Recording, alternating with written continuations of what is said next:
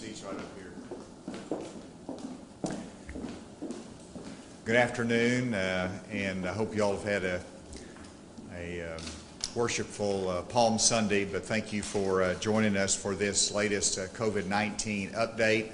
I'm pleased today to be joined, of course, by Dr. Nate Smith, Secretary of the Department of Health, and my special guest today is Heather Larkin, the Executive Director of the Arkansas Community Foundation, who has an important announcement a little bit later, as well as Lori Landreau, President and CEO of Entergy, that will also join in that same announcement.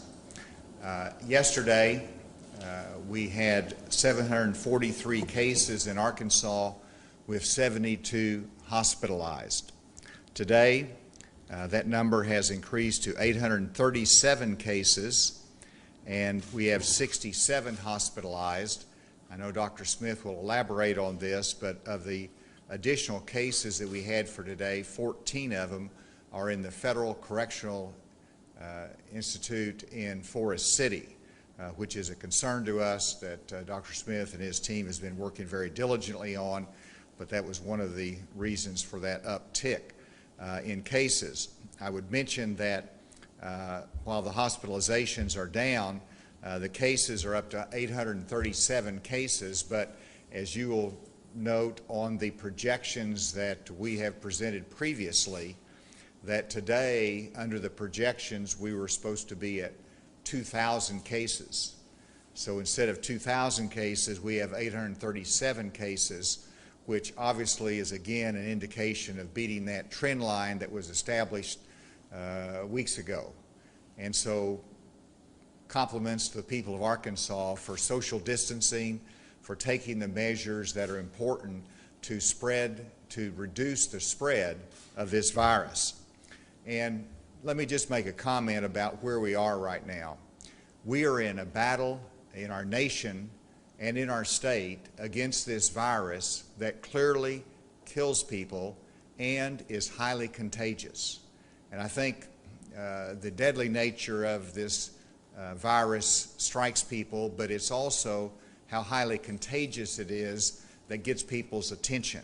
And that's the reason for the 6 feet social distancing. That's the reason for taking the steps not in gatherings of more than 10 people, even with that social distancing. That's the reason we've tried to limit our state to recreational travelers coming in and taking all the measures that we have done. But as the Surgeon General today pointed out on national television, this is a critical week for our nation. And so I do want to solicit the additional action of the people of Arkansas to take every precaution to make sure that we follow the guidelines and that we do all we can to reduce that spread. One of the things that I mentioned yesterday that Dr. Smith mentioned was the use of masks. And I think we were probably one of the first states to jump out ahead in terms of following the CDC guidelines and encouraging people to wear a mask whenever you're not able to socially distance. That's when the mask is appropriate. And I'm here today to tell you that I will be complying with that directive. I will be utilizing a mask whenever it's appropriate and social distancing does not work. And I want to express appreciation of Dr. Smith's wife, who is Dr. Smith, who made me one of the masks.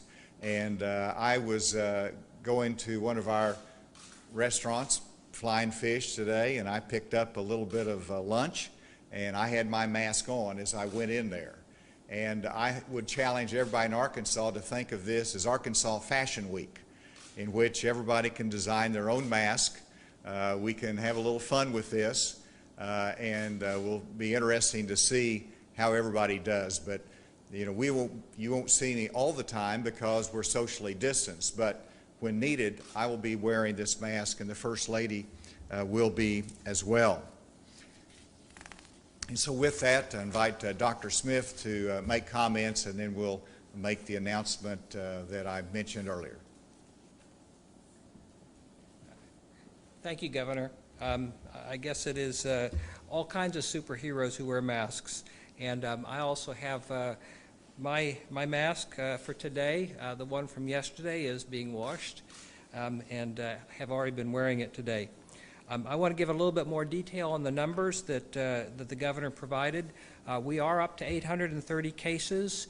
That is 87 more than yesterday. That's our largest single-day increase, but remember, yesterday's increase was less than it had been. Our two-day average is in the low 60s, which is what we've been seeing really for the past several days. We have two new counties, Yell and Phillips counties. We're up to 64 total counties that have reported cases. Our gender distribution and racial distribution is similar to what it has been. For the age distribution, I thought it would probably be more useful to give percentages. I had a question concerned about children in particular, which ages of children are at risk. I would say we've only had 2.4% of our total cases have been in children, and that's what has been seen elsewhere. Children don't seem to get very sick from this for the most part. We still want to protect them, but they don't seem to be the ones who are having the heaviest burden of disease. For our age group 18 to 24, it's 6.6%. For the 25 to 44-year-old age range, it's 29.6%. For the 45 to 64, that's 34.9%. So that's our largest single group. And then those 65 and older represent 26.4% of our cases. Of our cases, a total of 31% have had one or more underlying conditions. I've given those numbers before. I'd like to give a few percentages. 9.3% of our cases have had diabetes, 8% have had heart disease, and 5% have had chronic lung disease. We have had a total of 114 healthcare workers amongst our 830, and that's up 8 from yesterday. We have currently hospitalized is 67, as the governor said. That's actually down 5 from yesterday, which is a good trend. We've had a total of 130 who have ever been hospitalized. We have 60 who are residing in nursing homes. That's actually down 1 from yesterday, and what we've done is taken out the 3 nursing home residents who have passed away.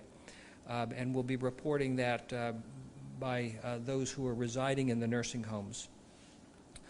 We have 27 currently on ventilators. That's up 4 from yesterday. 43 have ever been on a ventilator. And we have 16 deaths. That's up 2 from yesterday.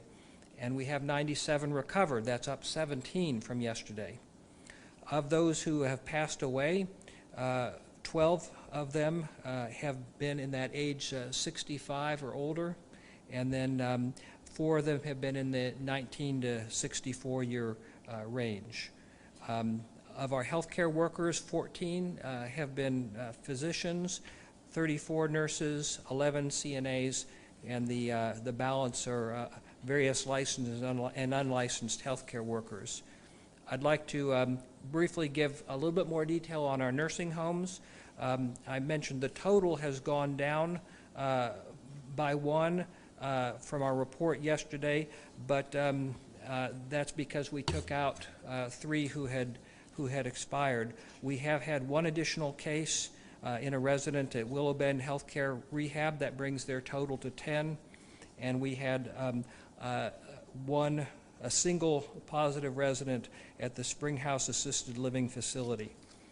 So we have a total of 9 nursing homes where we have cases, and we have 2 that have previously had cases but currently do not.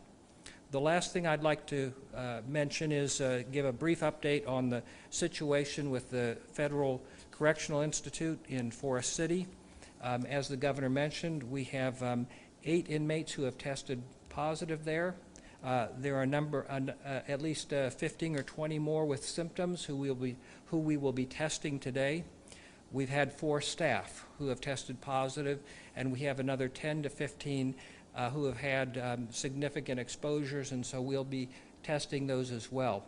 As I mentioned yesterday, we've invited a team from the CDC to come and help us, help them in the federal facility, and they should be arriving early this week, and they will be bringing laboratory support for us as well.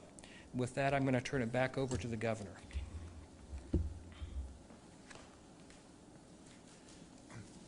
Thank you, Dr. Smith. During this time of a national health crisis, we also have an incredible hardships being placed on Arkansans and people all across the country in terms of an economy that is struggling because of the layoffs. We anticipate by the end of this coming week we're likely to have 100,000 that have filed unemployment claims as a result of this healthcare crisis and businesses closing down or layoffs being instituted by the employer. That means that there's people that are struggling financially in paying their bills, making ends meet, and while there's an opportunity for unemployment compensation, but also an opportunity for federal assistance down the road, there's still going to be gaps. There's still going to be great needs, whether it's through food banks or whether it's through caring for children in our communities from families that are struggling. And so there's great social needs that we have here in Arkansas.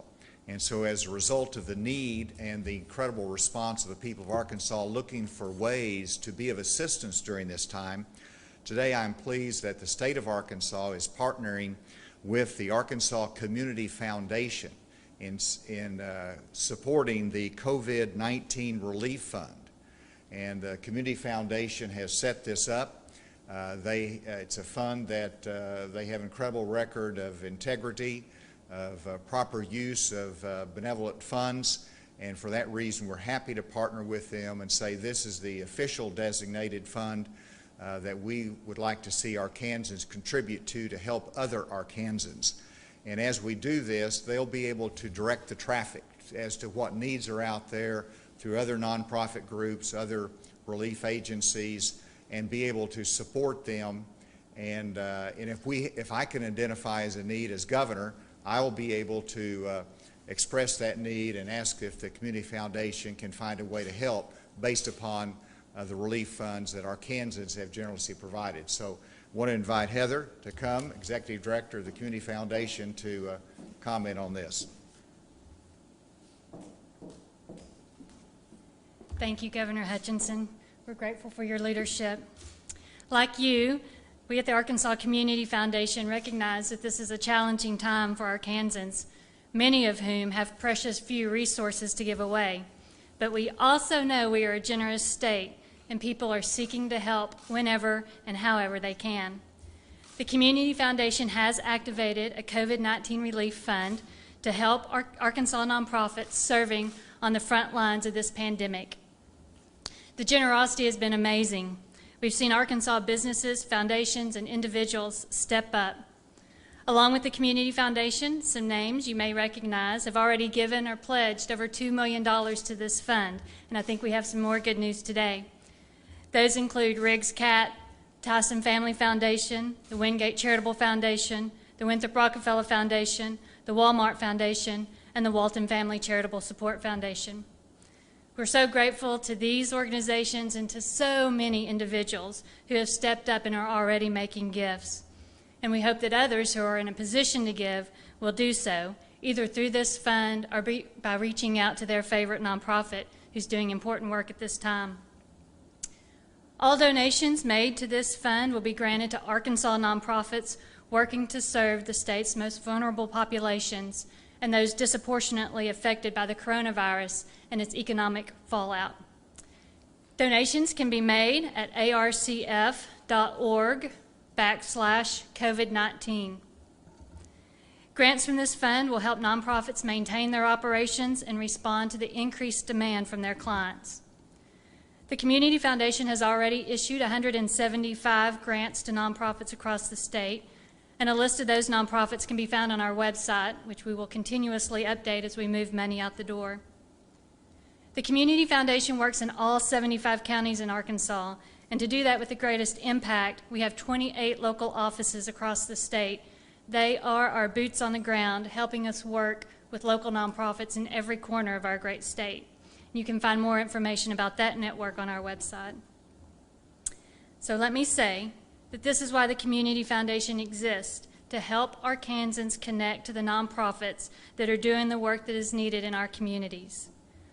Arkansans always find a way to help each other, and as you know, now more than ever, help is needed. So we encourage people to please go to arcf.org/COVID-19 to donate, or to reach out to their favorite nonprofit and give. I want to say thank you to all those who've already given for trusting us with their charitable dollars. And Governor Hutchinson, thank you so much for supporting the nonprofit sector and helping them respond during this crisis. Thank you. Thank you, Heather. And now Lori Landrews, CEO and President of Entergy, will come and talk a little bit about how the utility company Entergy is handling this, but also comment on the foundation. Thank you, Governor. Entergy Arkansas is proud to stand with you in these trying times. During our 107 years of serving the people of Arkansas, we have been no stranger to adversity. We have been on the front lines of the state's recovery to many natural disasters. Challenges are part of our business. We hope for the best, but we plan for the worst. With this pandemic, we know our healthcare workers, our first responders, our government, our grocery stores, and all of our customers depend on us now more than ever. We take that trust very seriously. Our linemen and our technicians behind the scenes are working every hour of every day to keep the power flowing and keep the grid safe and reliable. And we know our peer utilities are doing the same. But we also know that Arkansans are struggling. For many, this pandemic has left them without a job or a business, resulting in significant financial hardship. To help ease that burden, we have temporarily suspended disconnects for non-payment. And we want our customers to know that we will continue to work with them in any way we can to help them recover. That is also why we are here today. We're honored to play a supporting role in the Arkansas COVID-19 Relief Fund. Governor, you've been a role model of responsible leadership throughout this event. And the Entergy Charitable Foundation is happy to entrust this fund with $100,000 to address the critical needs of Arkansans during this difficult time. And we encourage others who are able to pledge what they can to support our community. Thank you for all you do for our citizens. Thank you, Dr. Smith. Thank you, Heather, for allowing us the opportunity to partner with you at this critical time. Thank you, Lori, and let me assure you that Arkansans are applauding with that generosity, but also understanding of the utilities and payments and what the steps that you've taken in that regard. With that, be happy to turn it open to questions. Governor, Yes. I want to make sure I didn't miss here. A few minutes ago, I think you said there were 837 cases in the state of Arkansas, but I thought I heard Dr. Smith say 830. I wanted to make sure what the total is. It's 830. He's always right. U.S. Surgeon General Dr. Fauci seemed pointedly grim this morning in their assessments of the week or 10 days to come. We heard phrases like 9/11, Pearl Harbor. Is that likely to apply here? Or is Arkansas about to see the worst, judging by your models, your statistics, in the next 7 to 10 days? Dr. Smith and I talked about that before we came in here today, and we started early on this effort. We took steps early, and our trend line is just different than what you're seeing nationally in some of the hot spots. Now, what we always fear is that you're going along on the trend line at a fairly flat level or slow increase, and then it all of a sudden exponentially increases. We hope we don't get to that point. Now, we're making sure that we have the resources needed if it does, but we're hoping that because of the work of Arkansans and masks and social distancing, that we're going to keep the trend line that we have now. And if that's the case, then we're not going to see the kind of explosive growth and deaths that you see in other states. But I wanted to ask Dr. Smith if you would further comment on that. Thank you, Governor. I think there are many parts of the country where this is a critical week. It's critical for us to continue to do the things that we know we need to do to prevent the spread of COVID-19. However, if you look at where we are, for example, with hospitalizations, even the most conservative of the estimates that we have, the University of Washington model, has us at a little over 2,000 hospitalized patients on April 25th. For us to go from where we are to there, we would have to double 5 times in the next 20 days. And that's not at all what we've been seeing in the past week or two. So I think we're in a different place than many other parts of the country.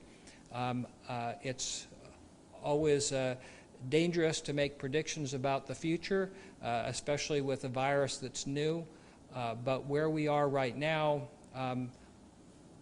it would be very, very difficult for us to get those higher numbers as were projected. So I think we're in a better place than I hoped for us to be 2 weeks ago. Let me just add too that all Arkansans are watching what happens in New York and in New Orleans, and we're one country, and so it's going to be a tough week for our nation, as the Surgeon General and the President has said, and that includes Arkansas, even though we are not in the same pathway and line that they are in. And so it's going to be tough. We're going to see it every night on our evening news, and we're praying for our nation. We want to do our part here in Arkansas, and I think we are right now. Yes, ma'am.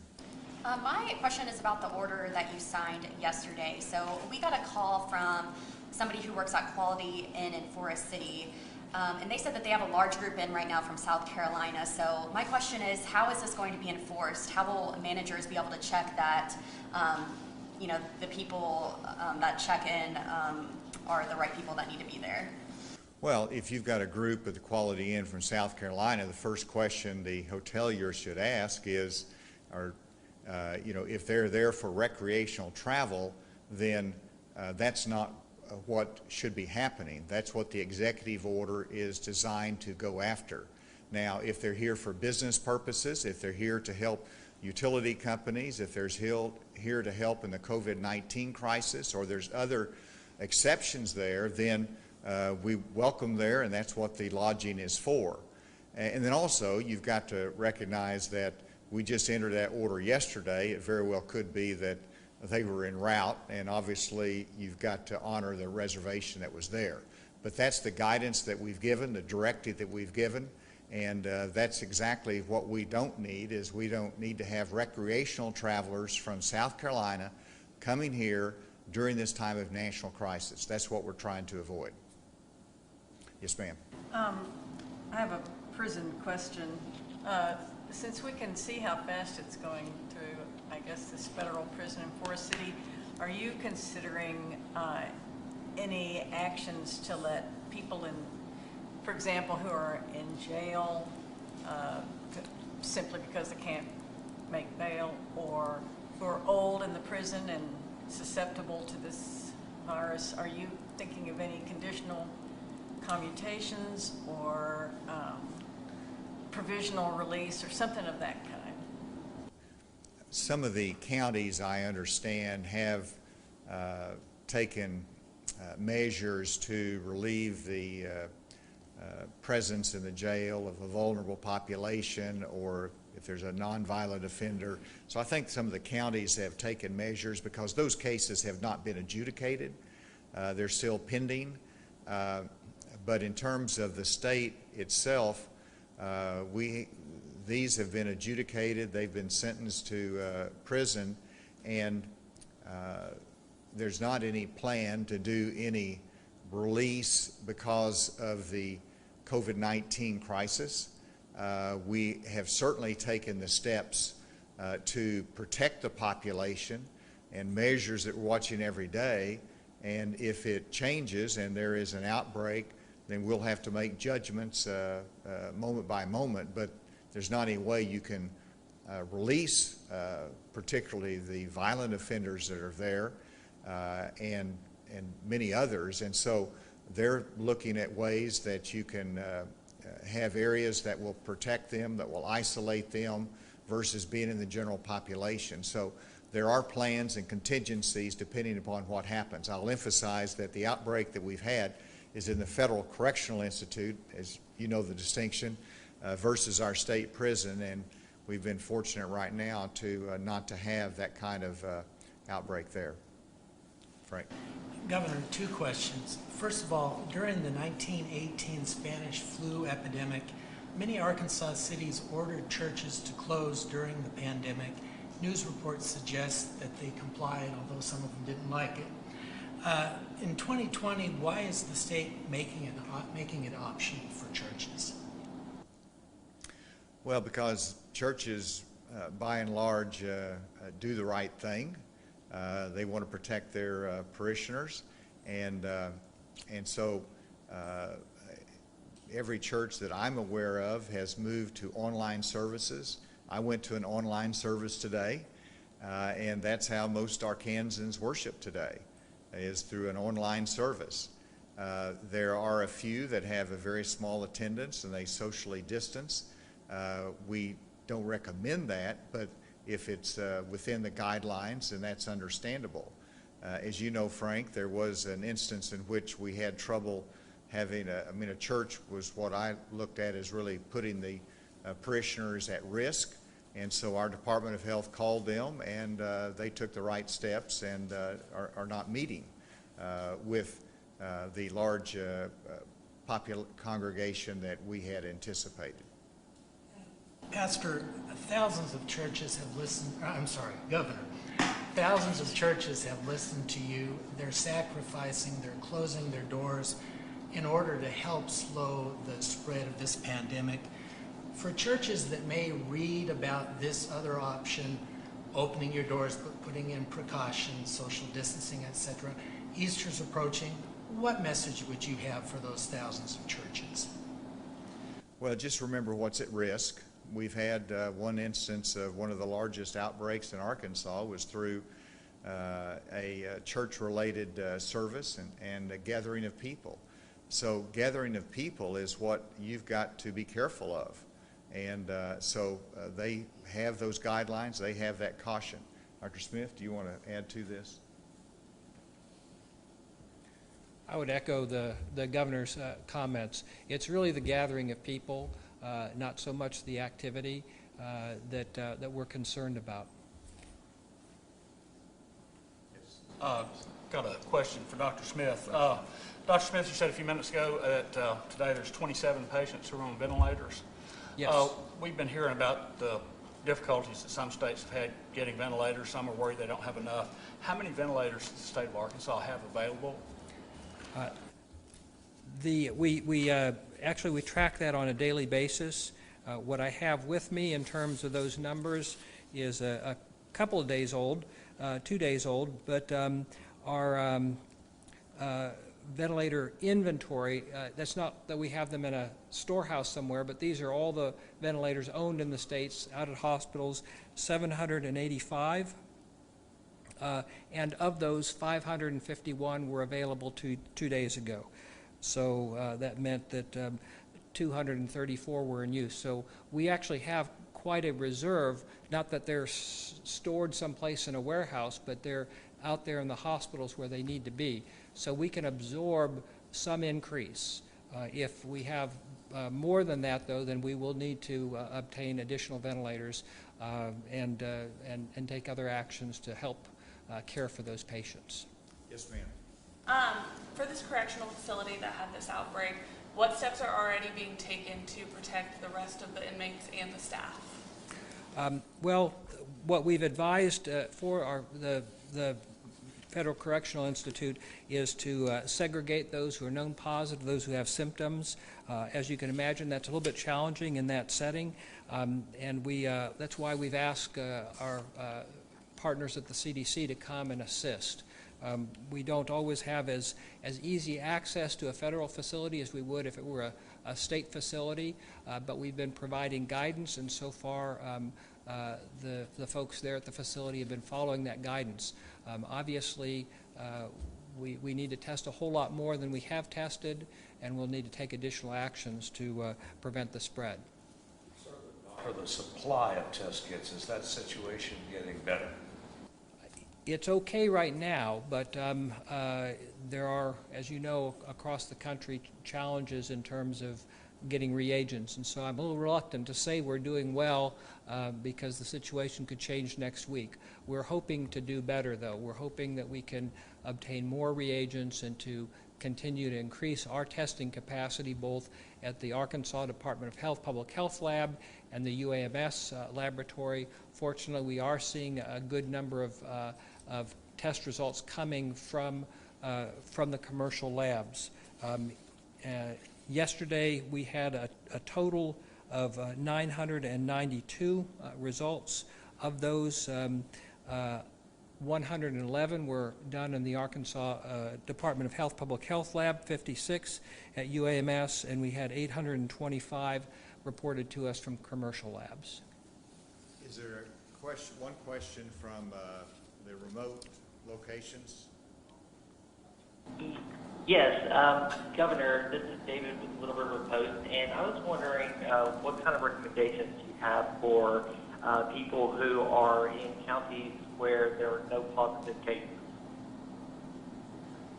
Well, the recommendation would be that if you're symptomatic, you need to go get a test, and those locations are available. So we actually have a mobile unit that could move into those counties that have not had a positive test yet. Dr. Smith, did you have anything else to add there?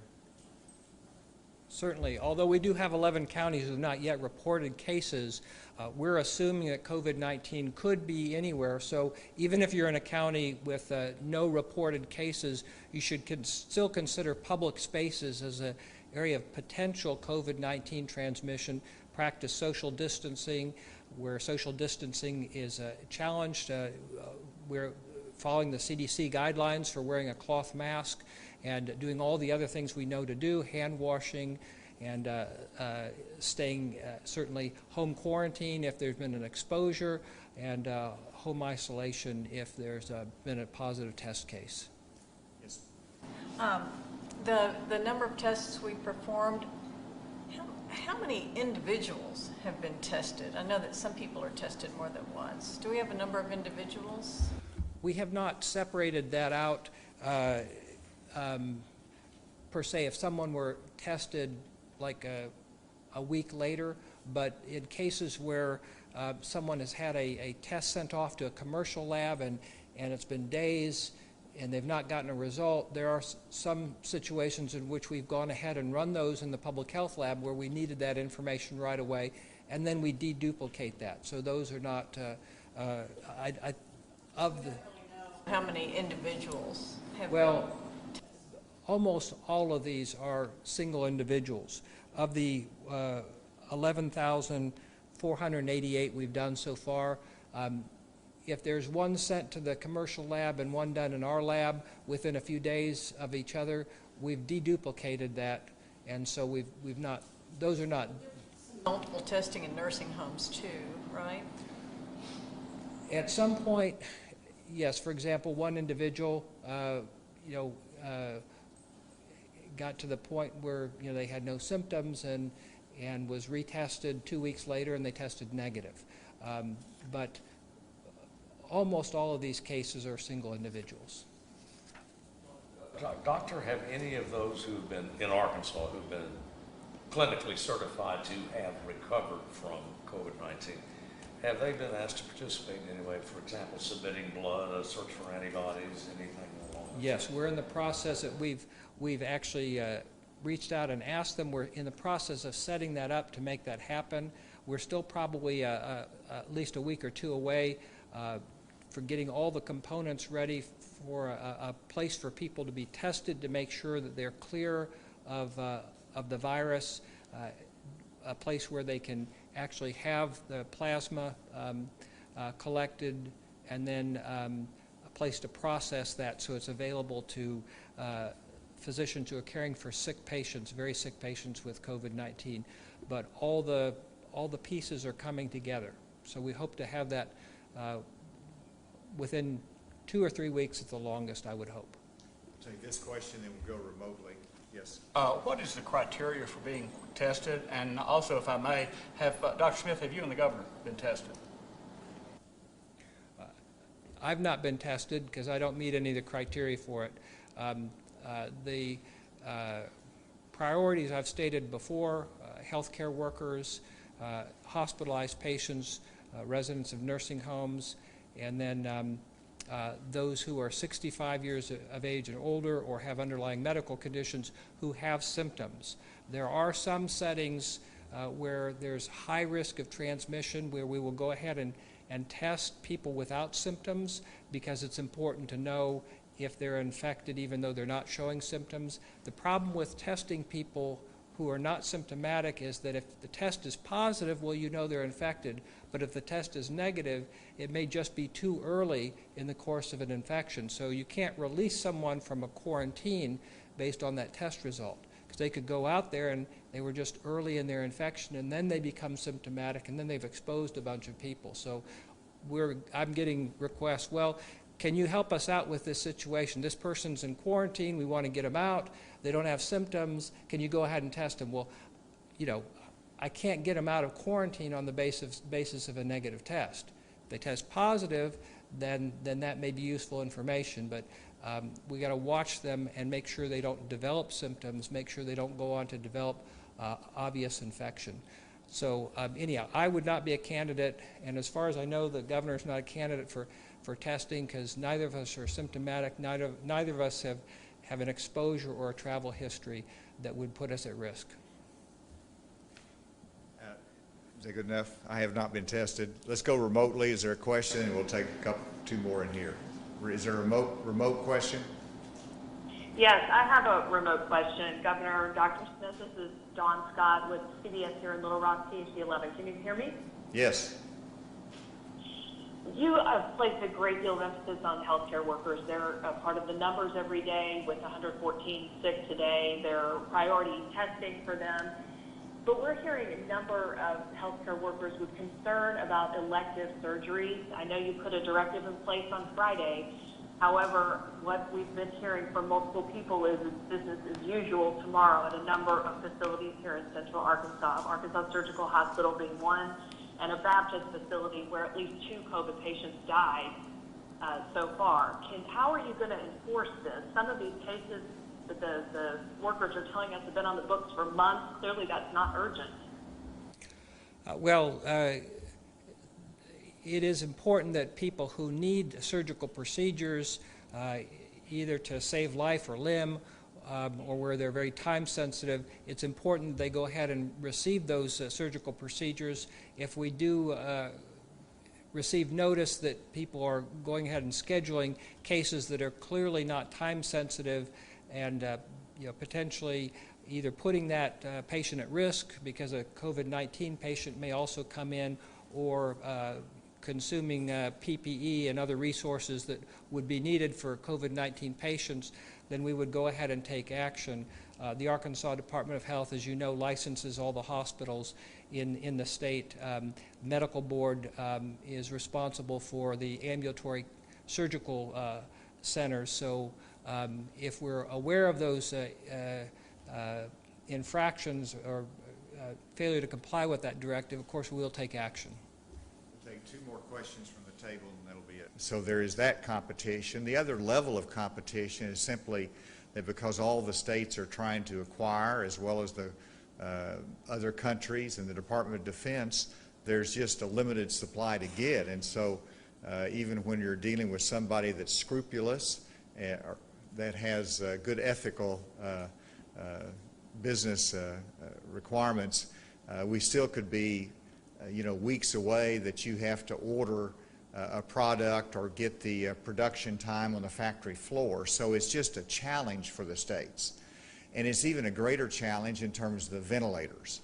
The ventilators have fewer areas of production. The availability is less, and so that's one area where I actually talked to the Vice President about whether you can invoke the Defense Production Act not just to make General Motors to make the product, the ventilators, but also to help direct the supply. If we knew that we were getting a set amount of ventilators, 1 month from now, then that will guide our decisions on the marketplace. And the Vice President, to his credit, he says, if you need ventilators, they'll be there for you. And so they're directing the supply of ventilators, but obviously it's going to the New York, and I'm not, we're okay now. So I don't dispute that at all. If they've got extra ventilators, it needs to go to New York, and it needs to go to New Orleans. It's going to be running short.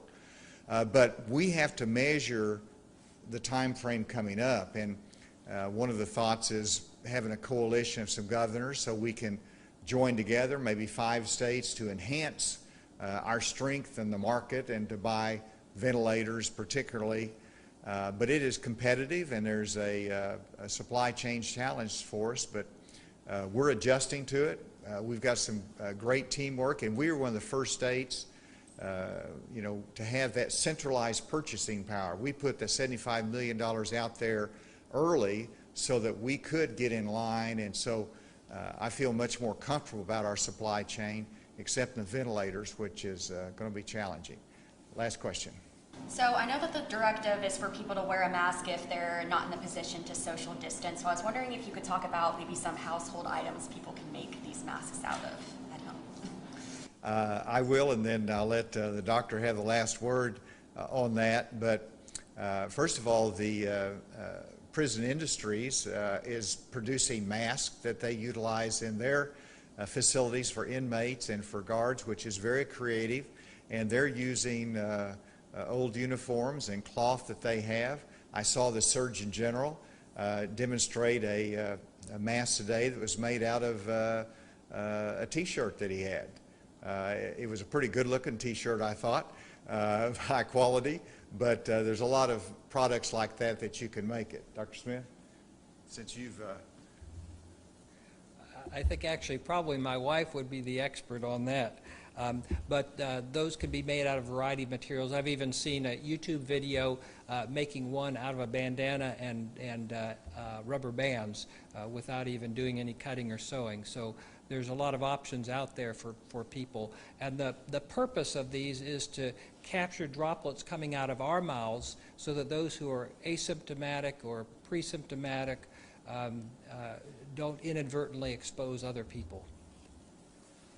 So with that, I want to thank the Community Foundation again and for Entergy for the contribution, and thank you for your attention today. Thank you.